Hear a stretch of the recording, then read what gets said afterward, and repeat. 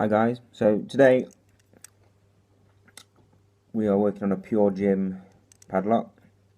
It's a 4-pin roller. We don't know the code, so that's what we're going to try and crack today. And what you want to do, you want to put a bit of pressure, and you're listening for like you'll have a click or it'll make some sort of noise. So we'll have a look.